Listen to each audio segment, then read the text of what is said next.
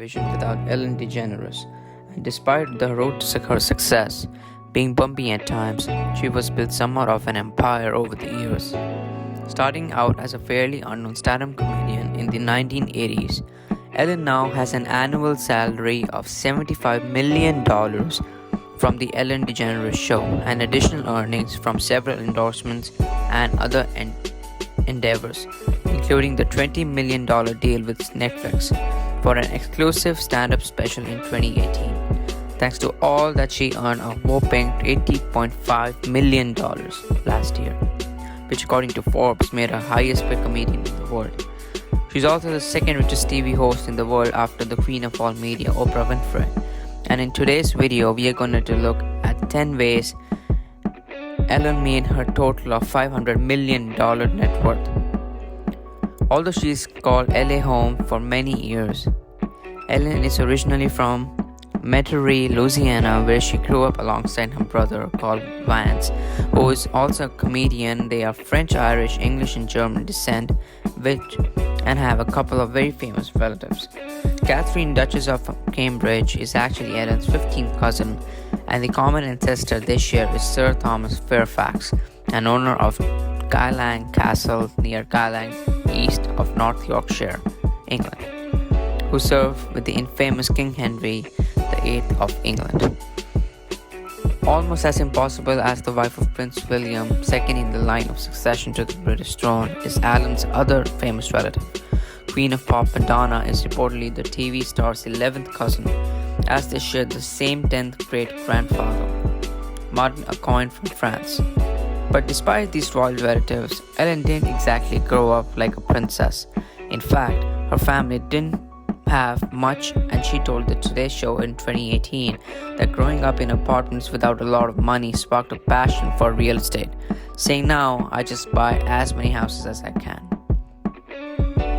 As we just mentioned, buying houses is Ellen's passion, but she obviously doesn't keep them all.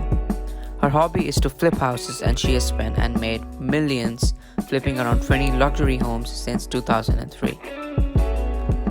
The first purchase was $6 million Hollywood Hill home in 2003, which she later sold to Will Ferrell in 2006 for $9 million. She has stated that these hobbies that have enjoyment more than anything, but it has still helped her grow her fortune substantially property-wise. She has flipped, including the estate where Kim Kardashian married Chris Humphries, a 26-acre horse ranch, a Malibu house previously owned by Brad Pitt, and a 9,200 square foot compound. One of the show host's most successful house flip was Brody House in Holmby Hills, California. It was built in 1949 for a wealthy art collecting couple, Sidney and Francis Brody, and Ellen paid a staggering $40 million for a property in 2014. With its gorgeous architecture, the modernist home is rumored to have been one of the Ellen's favorite projects, but it was one of the most lucrative ones. Just 6 months after acquiring it, she sold it to Napster founder Sean Parker for $55 million, $15 million more than she had paid. When Ellen was 13, her parents divorced, and she moved from Metairie, which is a part of New Orleans metropolitan area, to Atlanta, Texas, with her mother. It was then that her comedic side began to show, as she used humor to cope with a difficult situation. If you have ever watched her show, you will know Ellen's characteristic dance move, which have actually been part of her life since the time of the divorce, when she used to make her mother laugh by making fun of her dancing. The show host is very close to her mother nowadays, which is why the best seat in the studio where the new Ellen DeGeneres show is recorded is always reserved for her mom, Betty. The former speech therapist has always been very supportive of her daughter becoming an active member of Parent Families and Friends of Lesbians and Gays, PFLAG, and Ellen came out to her and then agreed to be the first straight spokesperson for a human rights campaign national coming out project, following Ellen's highly publicized coming out in 1997. After graduating from Atlanta High School in 1976, Ellen moved back to New Orleans and attended the University of New Orleans, where she majored in communication studies. However, after just one semester, she dropped out to do clerical work in a law firm with a cousin. Before eventually becoming a comedian, Ellen also worked as an associate at JCPenney as a house painter, a bartender, a hostess, and in vacuum sales. At one point, she even considered becoming a professional golfer, but unfortunately, she then found her way onto our screens in the late 80s and has been entertaining us ever since. And even though she never graduated from college, Ellen holds an honorary doctorate degree from Tulane University in New Orleans, where she received in 2009. As you might know, the comedian starred in a whole eponymous sitcom between 1994 and 1998, where her character Ellen Morgan came out as a lesbian in an episode watched by 47 million people in a two-part episode titled The Puppy Episode, which aired later in late April 1997.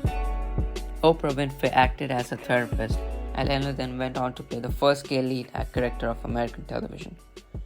2 weeks after the episode aired, the TV star herself finally came out in Time magazine with the words "Yep, I'm gay" emblazoned on the cover in a big red letters. In a reader's poll, the issue is which Ellen expanded her about her sexuality even further was later voted as the best ever issue of the magazine. Over the years, the popular TV star has become an icon for LGBTQ community after sparking a national conversation by putting their issues front and center. And Ellen has been praised by many for her courage and for showing that there is nothing more rewarding than living as your most authentic self. While coming out as a lesbian was a huge relief for Ellen personally, it also turned out to be a killer for her career in an interview that Ellen had told Los Angeles Times. Everything that I ever feared happened to me. I lost my show. I've been attacked like hell. I went from making lots of money on a sitcom to making no money at all. The comedian really had time to find work after her coming out, and it took her several years to get back on her feet. But 6 years later, in 2003, Ellen managed to become a big success with a self-titled talk show, and the rest, as they say, is history.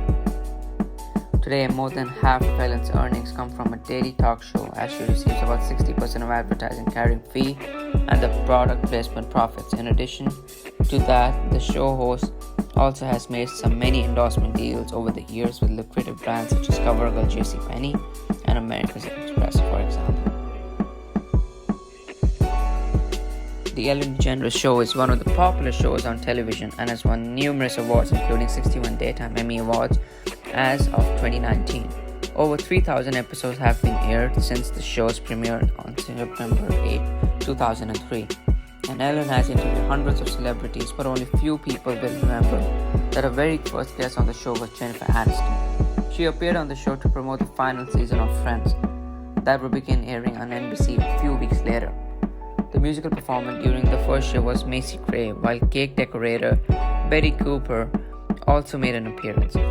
Other guests that visited Ellen during her first week included singer Justin Timberlake, who came to discuss his new album Justified Golden Girls, actress Betty White, actress Sherry Shepherd, Will and Grace Megan Molly, Elias Martin, Dennis Quaid, and Lisa Marie Presley. Although we mainly see Ellen on television, the comedian and show host has worked many other projects as well as become a successful author. She published her first book, My Point and I Have One, in 1995, and it became the number one on New York Times bestseller list. And her books, The Funny Thing Is, from 2003, and Seriously, I'm Kidding, from 2001, also made the list, with Farmer staying on it for 10 weeks. In addition to that, Ellen also launched her lifestyle brand Eddie by Ellen in 2005, which featured everything from home goods to clothes. She often given away items from the brand on her show, but also has an online shop that the line is featured at various retailers from Bed Bath & Beyond to Nordstrom as well. Ellen makes most of her money by standing in front of the camera for her show, but also she earns millions working behind the camera with her own production company, a very good production. In addition to that, she has also built a strong digital presence with Ellen Digital Ventures, which she launched with Warner Brothers in 2016. Although she didn't become a host of a show until 2003, Ellen hosted several awards shows before that and continued to do so in recent years. She hosted the Grammy Awards in 1996 and 97, the television broadcast of the Emmy Awards in 2001, as well as the 2005 Primetime Emmy Awards ceremony. In addition to that, Ellen was also picked to host the Academy Awards ceremonies in 2007 and in 2014. And although it is unknown how much she was paid for hosting any of such ceremonies, the union minimum of the Oscar night was $15,000 in 2017, so it is safe to assume that Ellen made a fortune with her hosting jobs over the years. As always, guys, thank you so much for watching my video, and do subscribe to watch more and more exclusive content on all the rich people and how they made their money.